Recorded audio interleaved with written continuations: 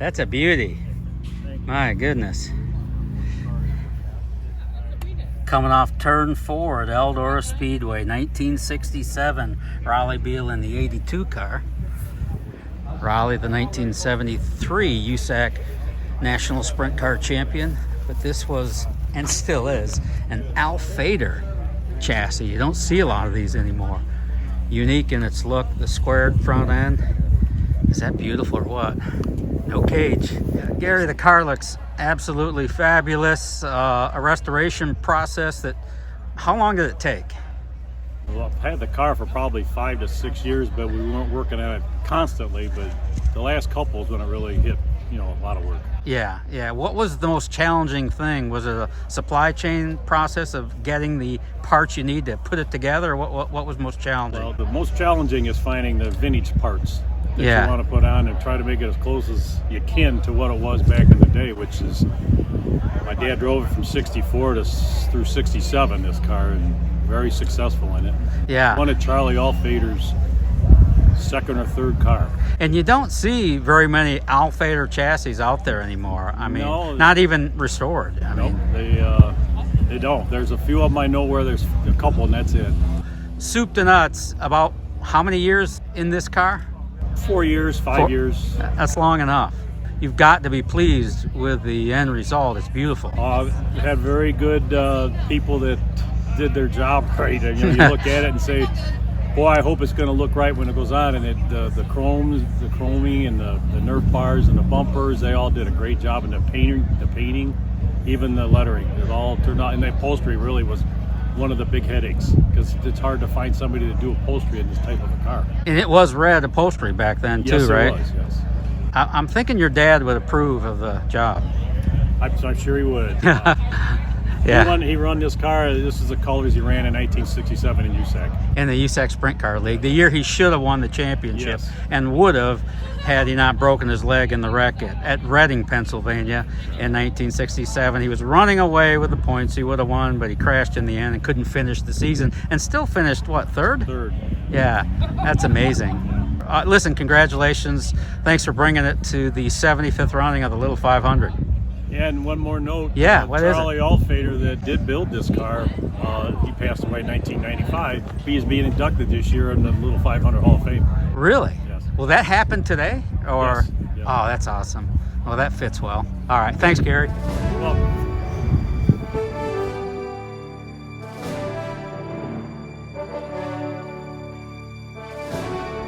Gary, I'm going in. Yes. I just did this feature back in the day. You didn't have the option to take the steering wheel off. I know. I don't know how he fit in here because he was a big guy, and I'm a little guy, and I feel like I don't have any room in There you go. I can't imagine sitting in this thing for 500 laps the way they did it without a cage, and you're so exposed. I mean, look at this. No side panels, no power steering, the skinny hard tires, no power steering at Anderson for 500 laps. That had to wear him out. Are you kidding? His head too.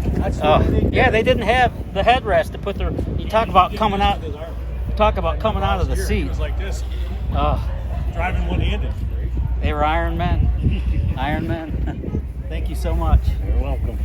There's Cy Fairchild over there. It was the weight 66 when Mickey drove it. Oh yeah. It's the same car. Oh. Oh, that's. This is the same car. Oh. It's just Charlie Alfader's, and he's being inducted this year, by the way. Oh, Charlie is. Yeah. It's the second or third car he built. Did you say he bought it from Mickey Shaw? The car? Donnie Harrell and Kenny Lay, they owned it. Okay. But Mickey Shaw was driver, and the guy with the professional player, I think it was football. Yeah. I think he owned it, but Mickey Shaw drove it. Okay. They took it over to Findlay and flipped it, and Donnie Harrell and Kenny Lay were there, and they went up to Mickey Shaw, or the guy that owned it, and he said, I'll sell it to you. So he bought it right there from Findlay. Cy Fairchild. You're from, was it Saginaw, Michigan, or where were you from? Saginaw, that's what its closest place. Okay. And what year did you win the Little 500? 1967. 67, the year after Raleigh won it. Yep. How difficult is that race to win, especially from your era? You guys were running without power steering. I can't imagine going 500 rounds on this little bull ring. How challenging was that? Well, It was really challenging to me because IMCA was promoting the race, and Jerry Riker had the lead when I got in the car. So I had to know that I had to get a few laps on him if I wanted to win, because IMCA would have just, he was their baby. But it was a good race. It's hard. It's tough. Believe me, it was hot. And no power steering. You work your butt off. I mean, And I gotta believe you're pretty well whooped when you climb out. you're a wet rag. I believe that. Yep. Do you still chase racing, follow racing? Just here. Yeah. Oh, They just don't have here. enough cars around anymore. When you go to the track, I don't like to see 4 or 5 cars and the fastest start on the front. Sure. My days of racing was always started at the rear, except for USAC, then they inverted the top 6. But Yeah. outside of that, it was start from the rear and go racing. Start 20th every night you run. What are you doing to occupy your time these days if you're not Well, racing? I have a farm with cattle and buffalo. Do you really? Yeah. Up in Michigan? No, up at Gladwin, Michigan. With buffalo? Yeah. Wow. That's interesting. Yeah. That's cool. My dad had them when I was a kid, and I just loved them. And they're the calves are the ugliest things you ever seen, but they turned out so pretty. But how these buffalo, they protect. If the calf is between me and you, and the buffalo, she'll get where she's between you and it. That's an American symbol, the buffalo. Oh yeah, it is. It's beautiful. I mean, yeah. Listen, you look good. How old are you now? 87. Wow, you look fantastic. You Thank you. really look great.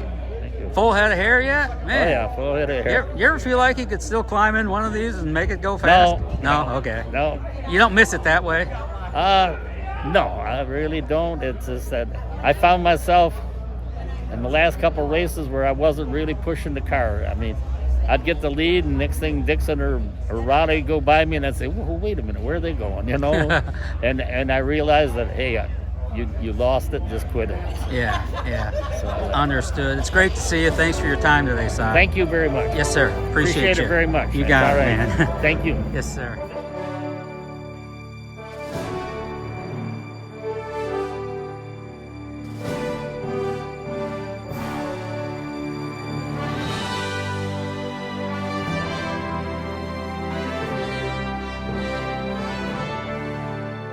You said this car was built by who?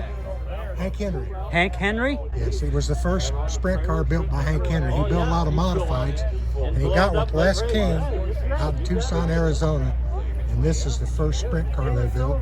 He ended up building 12. And now, Hank Henry is the guy that built the Fike Fike plumbing cars for Parnelli Jones? Correct. Because that's something folks Yeah. will remember. Oh, yeah. At least us old dogs will anyway. Yeah. That's amazing. So Yeah. Hank Henry built those Fike plumbing cars. Yeah. And this one. That's cool. There's some history. What's the K for? King, Les King. Les King? Yeah, it was King's Garage. in King's Tucson. Garage in Tucson, Roger Arizona. McCluskey's first sprint car. The first one he drove was this car. Was this car? And Okay. Bobby Unser drove it. Really? Bud Stennett. That's interesting. Bobby Unser and Roger McCluskey drove this piece, as did Jimmy McCune in the 1964 Little 500. So then everybody started hollering about So cool. None of us could figure out. See this little? It looks like almost like a little ski. It's got the tip coming up, and we couldn't figure out what it was until 80-some-year-old Cy Fairchild stopped by and said, "Well, I can tell you what that is. They used to lose a lot of wheels back in the 50s, back in the day, the 60s." And when you lose the wheel, of course, the axle falls to the ground, and as well as all those, the rotor and all those suspension parts. So this actually would help keep the car up till you got back to the pit area without the wheel, acting essentially as a little snow ski. Isn't that cool? I've never seen that before. 20. Now you got to pass that car, and I spin out.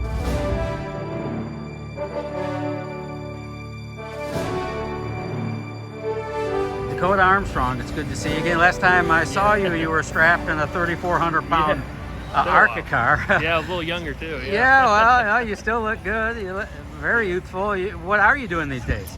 Just family farming.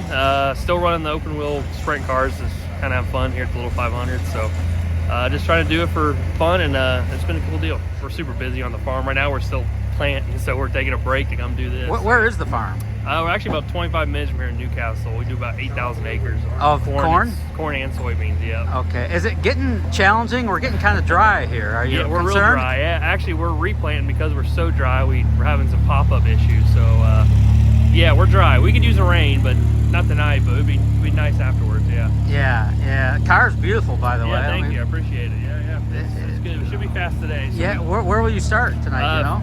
15th. So 15th. we dug ourselves a little bit of a hole, but we got it figured out. Yeah. We had some issues in qualifying, and actually my crew chief, he's supposed to have hernia surgery. And Oh, popped no. out on him, and he won't be here today. So Oh. we're stumbling through this thing. But I'm we'll be all right. How challenging is this race to win? I mean, Very. You know, we ran second last year. Did you really? Yeah. And so the biggest thing is just it's an enduro. These cars, they were built to do 50 to 100 lappers.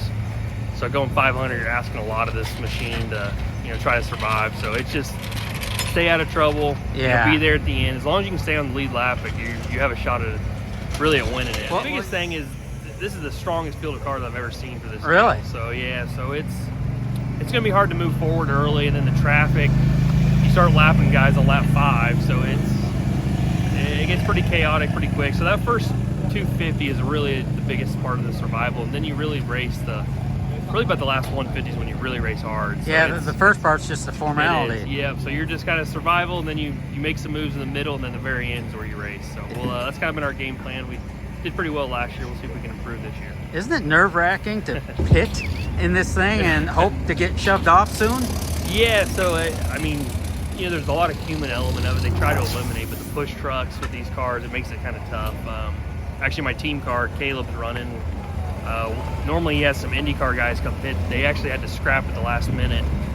So we're both going to pit out of the same stall and just try to off-sequence each other. And one of us will probably end up, getting a better end of the deal than the other, but that's kind of how we have to live with it right now. Yeah. And it kind of gives us away when, the push truck, there's only like 6 of them out there. So if 12 guys pit at the same time, you're kind of screwed on push trucks. I bet the plan will change too.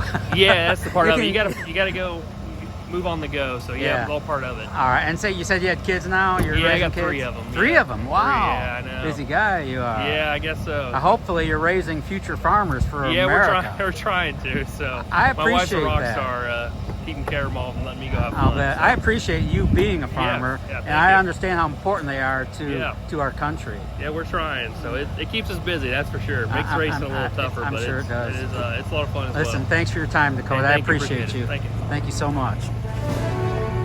Beautiful car. Love the accent with the green. Green's my favorite color.